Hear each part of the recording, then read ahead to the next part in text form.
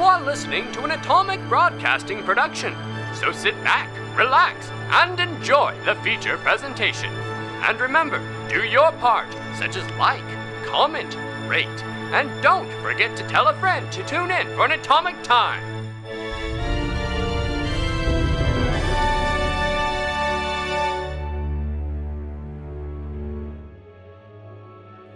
Now, where did we leave off?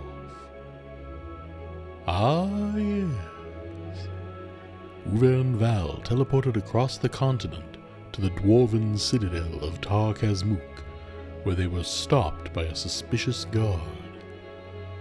As they fielded probing questions from the obstinate dwarf, they were approached by another figure.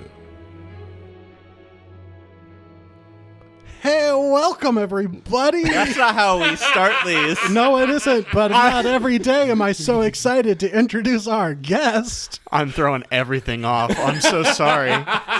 So, Sven, I was thinking about that banter that we could do. Yeah. No, we need to introduce our guest. No, this is perfect to introduce him with this. Oh, that is true, actually. Yeah, You would so- have opinions on our banter. I have opinions on a lot of things. If you've been following our other shows, you probably have already met Steven, but if you are only listening to The Written and the Lost, this is Steven's debut on this show. So, Steven, do you want to introduce yourself? Hi, I'm Steven. You can call me Harold. Almost everybody does. This is my first time on The Written and the Lost. I have been a fan of the show ever since you guys started it, and this is kind of wild being here. You might have heard me in my other roles. I've been on, one season, and I will be 2 seasons of The Records of the Unknown. You're uncredited in House on I Valley am Lane. uncredited in House on Valley Lane. If you were wondering who is the paramedic who gave that amazing performance, and then you went into the credits and there was nobody listed under paramedic, well, I'm here to tell you right now that that was me. It was on my list. I don't know why it's not there. Not only is it not in the credits in the show notes, it's not in the credits at the end of the production. Also, by the time this episode comes out, that's going to be fixed because I'm fixing it this week. So all of this is completely irrelevant. You may also know me as my brief stint. You said this is my first time on The Written and the Lost, which is technically true. But not exactly Not true. exactly true, because if you go to the Patreon and you listen to the Pre-Modern Prometheus, which is a canon side adventure, I played a character named Lucian Adelbrook in that short adventure. That is true. I'd like to address the fact that he's now promoted our Patreon more than we have on this show. Congratulations. Listen, I told you I was a fan. I'm just trying to help you out here. So, that's me. I am so happy and excited to be here. You were also the Starfinder 2 you playtest. That's right. Thank you for reminding me. You were Vorp. I was the great and mighty Vorp, and I was also the MC for the wrap-up for that. Oh, yeah. Yes, That was great. You I did was. Thank you. And the last thing I would like to say before I send it back over to Jordy is, hi, Mom, because I know you're going to listen to this. I won't. Never mind. What? Sam won't listen to this. Hi, Sam's mom. I, Anyway, yeah, so that's me. I'm so happy to be here. Yeah, we're happy to have you. you're so far Great. away. It's going to be fun. Now, with introductions out of the way, I would like to introduce you, Stephen, since you never listened to the show. Never. Being a big fan. Forget what I just said Yeah. about being a fan. So we have a really structured and dignified, refined way that we always start our Of episodes. course, yes. So we always come to the table and we talk about like deep and important topics, things that resonate with all of mankind, because we need to be relatable. So I'm sure one of you has one of these topics of great import. I saw Sweeney Todd the other day. That's a pretty good movie. Does he live in your neighborhood? I saw it at the local, the play. It was a musical. The production. Yeah, it Oh. was a musical. Jenkins already did his review in an earlier episode. He assured me he would. And so now I'd like to give a quick review of Sweeney Todd the musical. So Please, patron of the arts. there are pies, and people are in them. Thank you. So what Sen and I were thinking about talking about. Awesome. Do we want to talk about what we were What? talking about? Are your thoughts? I don't think he actually knows this. What are your possible thoughts about Warhammer 40K Caiaphas Cain? I know some of those words. But you know the important ones. Yeah. I know Warhammer 40K. Yeah. Yes. I have a small collection myself. I don't know what Caiaphas Cain is. Oh, that's a bummer. You would love it. You would. He is the most decorated commissar of the Imperium. Oh, he's Imperial? But he's a dork. Yeah, he's a dork. He's Chaos all the way, baby. Heretic! he is the most like self-serving, incompetent guy who succeeds at everything because of him being self-serving and accidentally stumbling into the correct things. Yeah. Zap As- Brannigan? He, Yeah, more or less. Oh, is he the Zap Brannigan of more or Warhammer less 40K? his like servant best friend dude is Jurgen. Jurgen, He's yeah. a blank Oh, with okay. a melta gun. Well, as I said earlier, I have opinions on a lot of things. I have no opinions on Okay, this. well that was a dead end. Well, That's a dead end, bad Wow. banter topic. I'm sorry. We were thrown off by Jordy starting this banter. Listen, me and Sven spent like an hour and a half talking about Caiaphas Cain the other day. We did. And we liked the books. I finished Cav's Device. I started the third one, The Traitor's Hand. Oh, yeah. It's been pretty good so far, most of the way through it. I've started the third series myself. So if you want to learn more about Caiaphas Cain, read the books. You want me to read? Or listen to them. Or like listen a to 'em. nerd? Actually, the narration, the audiobooks are really good. Be Oh, yourself. well, I love audiobooks. I'm a nerd. Yeah. Jordy, I have a question for you. Okay. Well, Who all is right. your favorite player at this table and why? Cut this out, Jacob. Cut this out. There is an objectively correct answer. And Abby's not here. Oh, well, I guess Yeah. I kind of meant... I There kind of is an meant, objectively correct answer. There actually is a very easy answer to that question. A completely undisputable, You don't count as a player. non-questionable answer. My favorite player at your table right now, Harold, is you. Dang, he got me. I am at this table. I'm at the table. I'm at next to both the table. tables. I am in between both of these tables. A man, You Well, are both then, a part of Only and not half a part of you of. was there. a man You got don't like my right half? No, Sam. Look at it this way. He likes me more than your right half, not me more than all of you. I like you less than I like half of him. Exactly. Wait, I like you more than I would like half of him. And where I does like that leave him, me, and I like him dadgummit? less than I like half of him. The other half of him. So Sven is the least half liked. I am, To any of our listeners who have not seen our recording setup, we have a total of 3 tables with side tables. One's a circle. 2 of them are long, square rectangles, and one's a circle. one of them is Or the if you count my table. one of them is true. the rune to go back to Earth and Stargate. So, Jordy, is this the dignified, hard-hitting fair. topics that we've come to expect from the banter? Or Yeah. Oh, okay. Well, so you missed last time when we talked about PlayStation 1 and Xbox 360 games. oh, Xbox 360 all the way. No, just we didn't compare anything. We just talked I'm about sorry. our joy. Sorry. Not everything has to be a comparison. And then we talked about Spider-Man. I like Spider-Man. We're all winners here.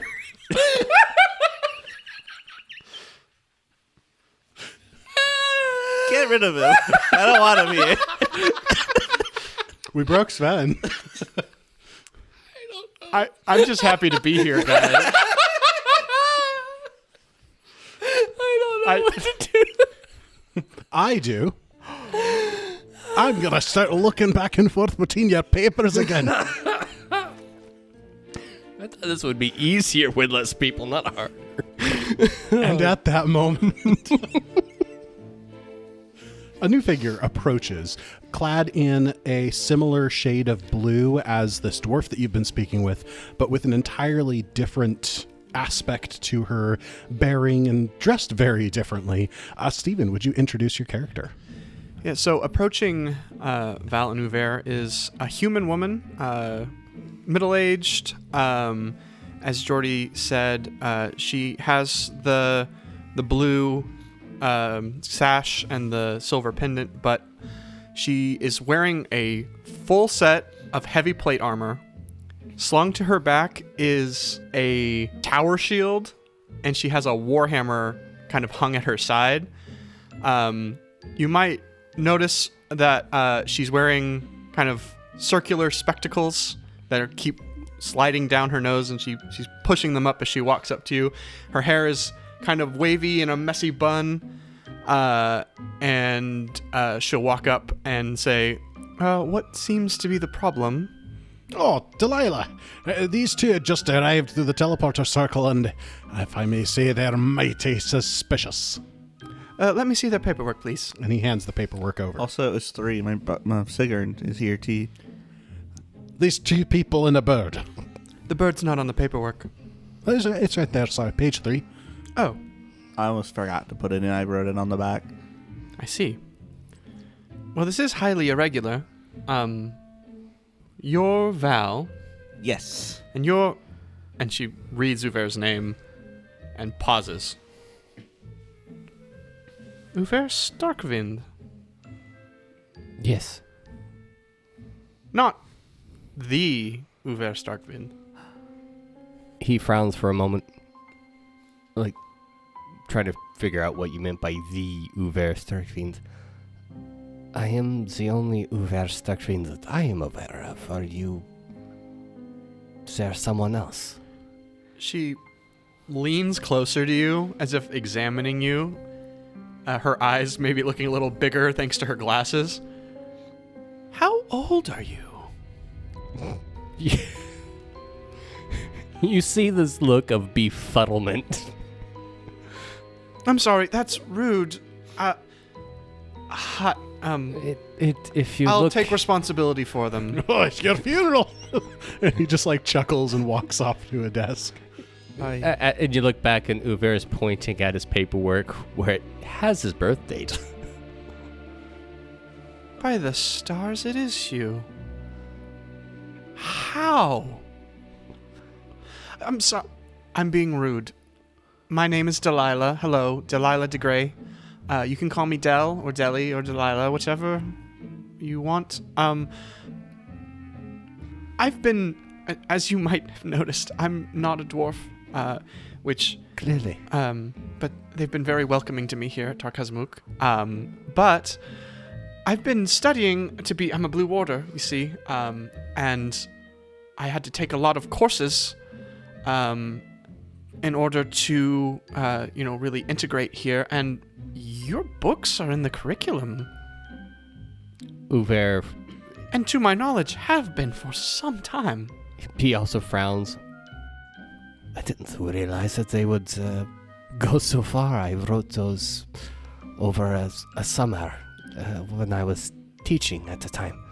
Tales and stories of the gnomes in Varbrook, if I remember correctly. They didn't have... It was very outdated. I did like your work on that one. My favorite was A Short History of Dwarves, which I did think the title was a little bit insensitive, but I figured, well, who am I to say? Yes, my fellow professors at the time were not as amused as I was. But I think it is a bit on the nose, don't you agree? And I a bit do. tongue-in-cheek, considering our ancient history. Indeed, I would agree. I also loved your treatise on temporal mechanics. That one took more time than I thought. More time.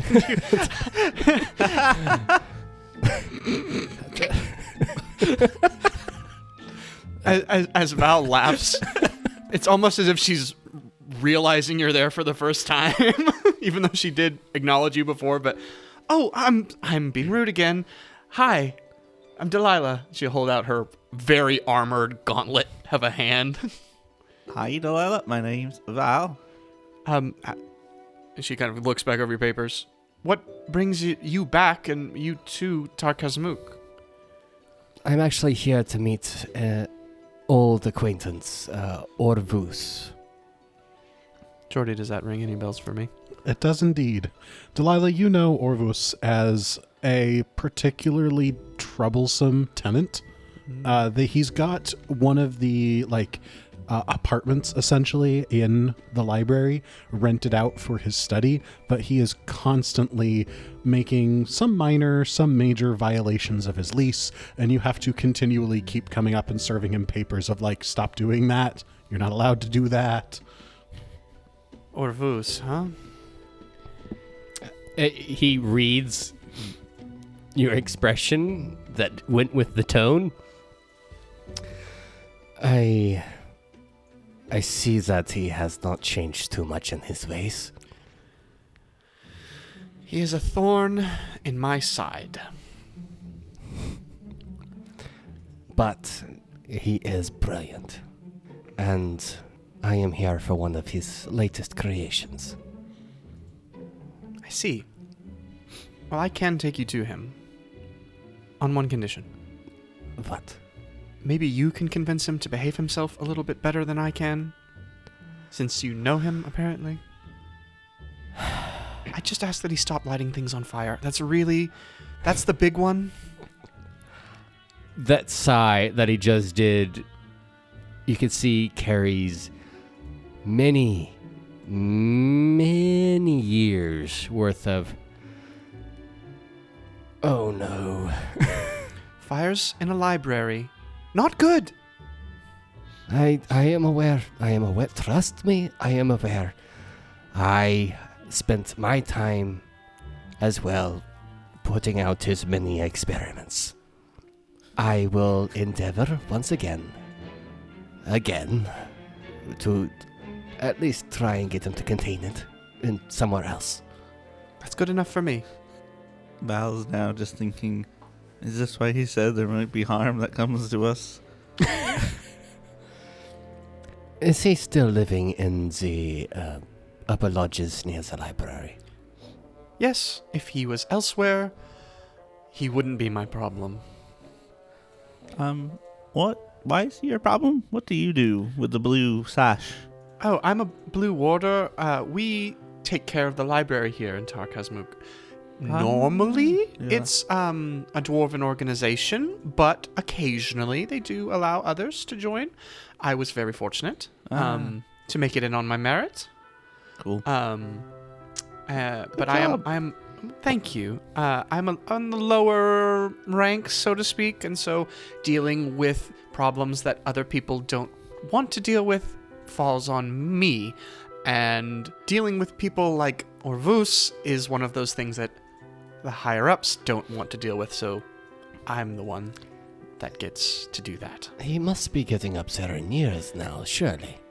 Yes, he is quite elderly, which makes dealing with him more delicate, because he wants to listen even less, and I'm beginning to suspect that he is also somewhat hard of hearing.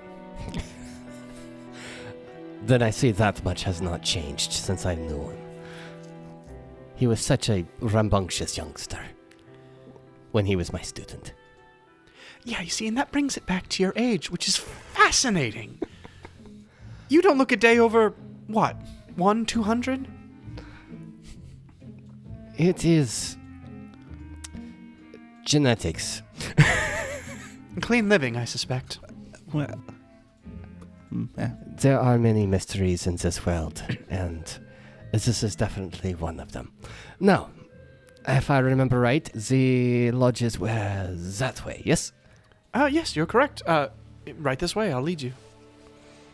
From the teleportation circle, it is not a long journey to the lodges, although you do get to see some of the notoriously grandiose sights that we would expect from a dwarven settlement.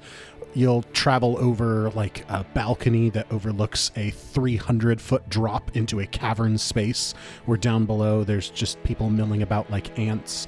Torchlight just held in place by braziers with just ever-burning light just brilliantly filling the cavern. One of the rooms you pass through, instead of the stone that you would expect to see, it's all just delicately carved geodes, and a single light in the center of the room is refracted throughout into a million different colors.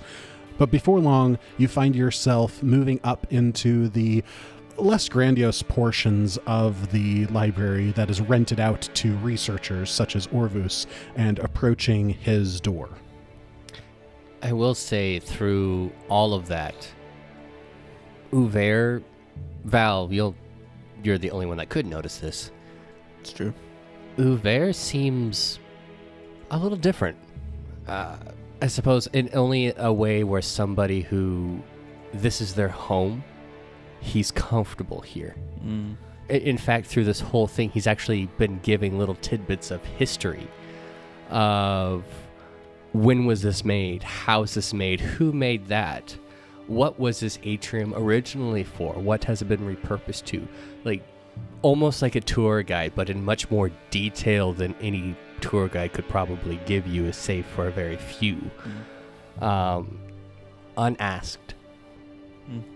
He's not waiting for anybody to ask him. It's just he sees that and he says, "Oh, you see this atrium was made by the great dwarven artisan of Barak, and when he carved it, etc." Nice. And he just goes on, and he'll slow down even walking to give enough time to give that little history and then move on. I would like to tag on to that Delilah, maybe not quite to the depth of knowledge that Uvaer has, but she will chip in with details, and it's clear to Uvaer that she's done her research. She knows the city that she's living in. That is not her native home.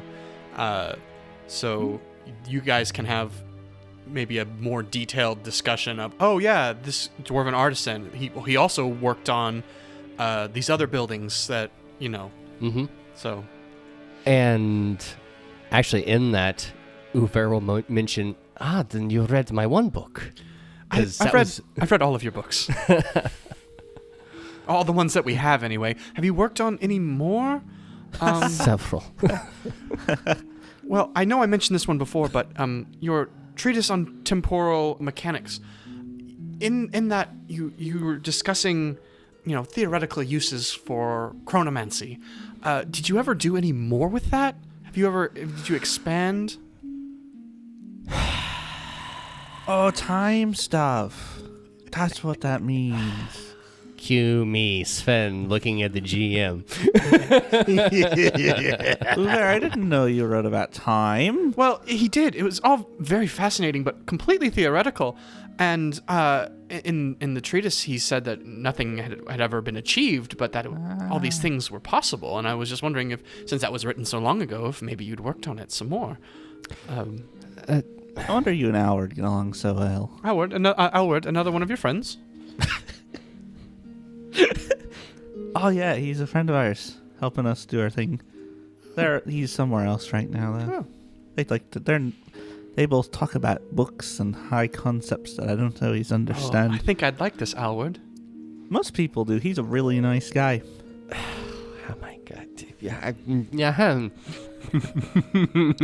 Folks, we got him. Also, Val has been very invested in listening to all the talk about craftsmanship and artisans, since that's a big part of what she loves.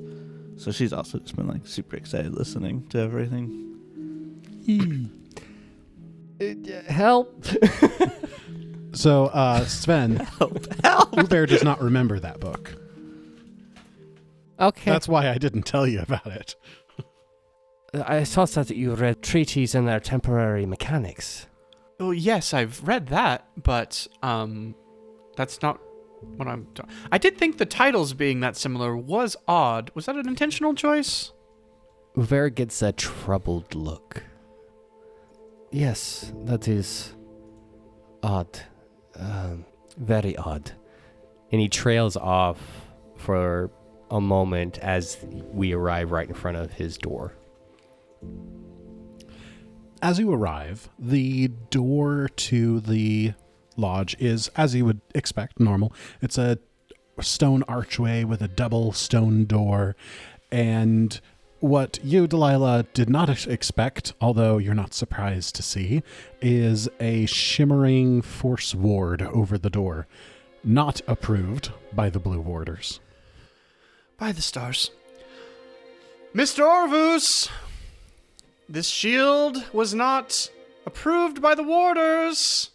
As Sam is gesturing, so Val's poking up against the field, and it's essentially just solid light. And as this is happening, you just hear this very faint hiss from the side of the door, and there's like a crack in the stone wall as sand is pouring out. Is this worse than a usual Orvus shenanigan? That's kind Pretty of par. Mm-hmm. All right. One piece of information that you would know, Delilah, you know what's going on with the sand.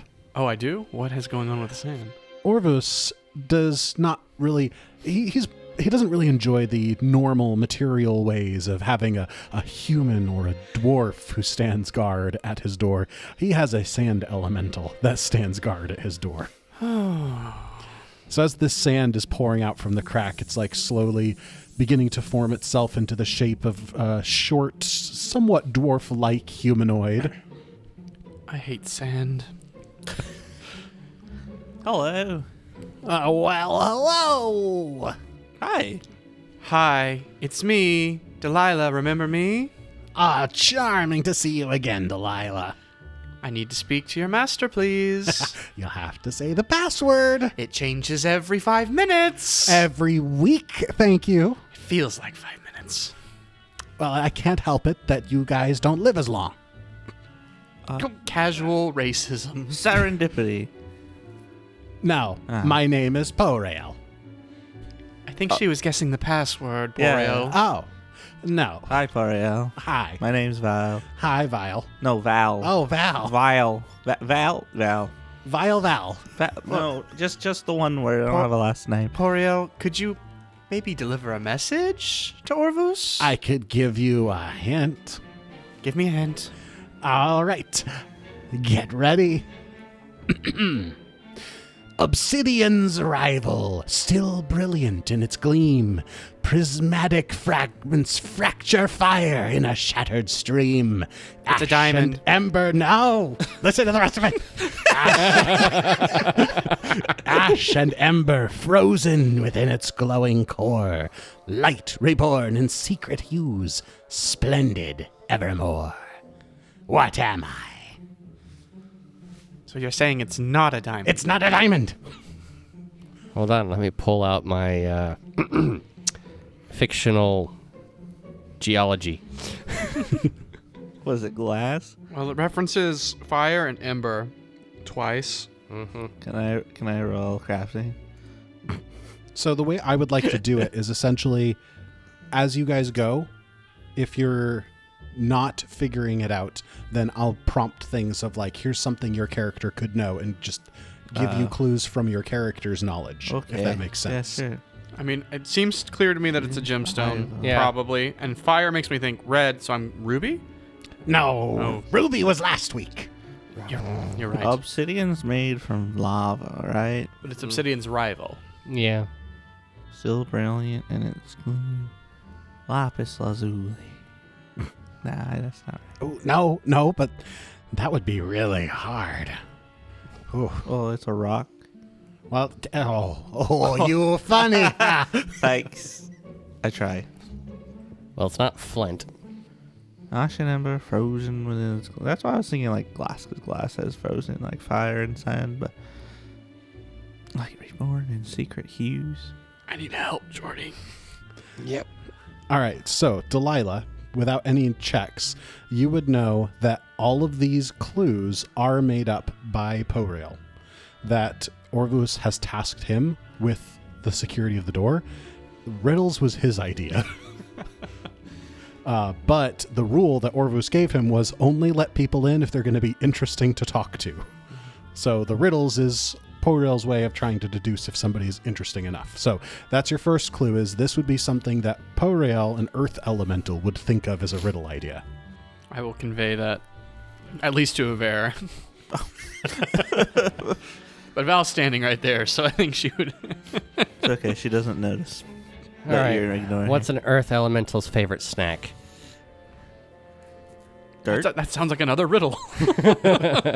I don't know. What is an earth elemental's favorite snack? Is it dirt? Do you just eat dirt? No. Well, what do you eat? Mostly like rocks and stuff, but dirt's just kind of mushy, you know? That's fair. Doesn't have a good bite to it. I can understand that. You got any rocks? No, Got any grapes? I have a lemon. Is it lava? No. Oh. No. Lava would be interesting. Starts with V. What about? It starts with V. Oh, lava doesn't start with V. No. It has a V. Oh, I thought you said starts with V. No. It's not like Maybe. water, is it? Wait. No. No, it's not water. Oh, okay. No. You know, light refracts off of water. Oh, I think Delilah got something. She's like, oh, it's an opal, isn't it? Bravo! You got it. Oh, how did you know that? Deductive reasoning. What? Okay, sure. That You guys are smarter than me, so that makes sense. It makes more sense if you read it rather than hear it. Oh, wow. Okay, I see that. So, for the audience's benefit, since you guys probably aren't writing it down and I can't message it to you all on Discord, If you did write it down, tell me. the first letter of every line, if you read it from top to bottom as an acrostic, spells out the answer. yeah, it is. Nerd. All right, we Riddles guessed and- the Yes, answer. you did. Welcome in. And Puriel will gesture towards the portal, which was the wall of force, which will just shimmer and then dissipate, leaving the door unguarded. Thanks. I see much has not changed. Not since I've been here. Orvus, you have a visitor.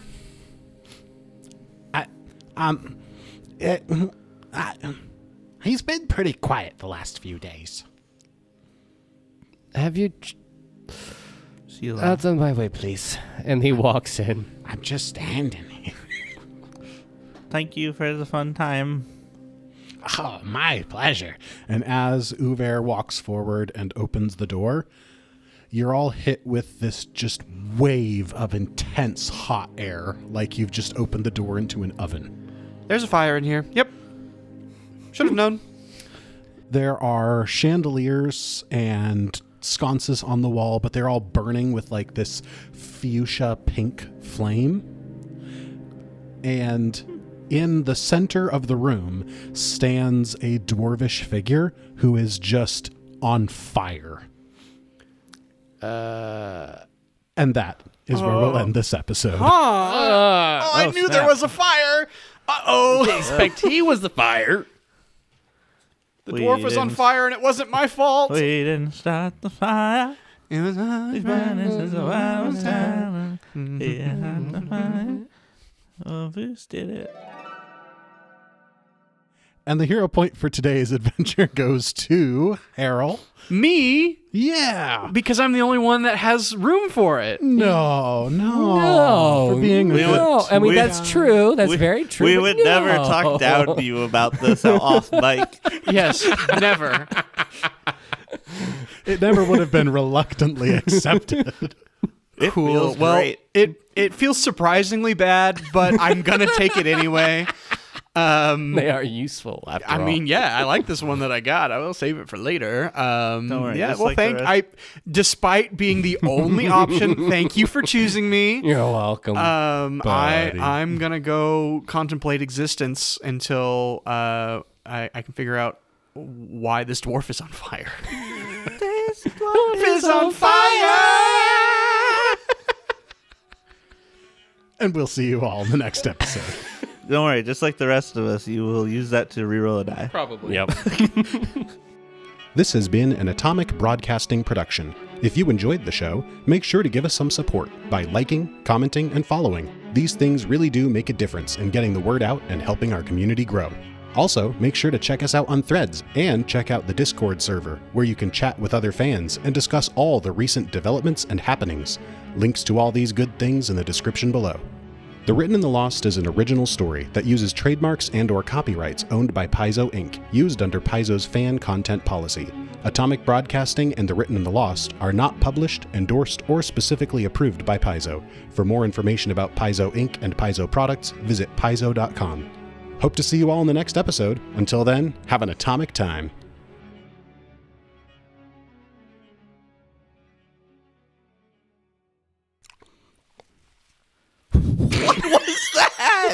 Sven What is did you resetting just his do? jaw. You ruined the segue.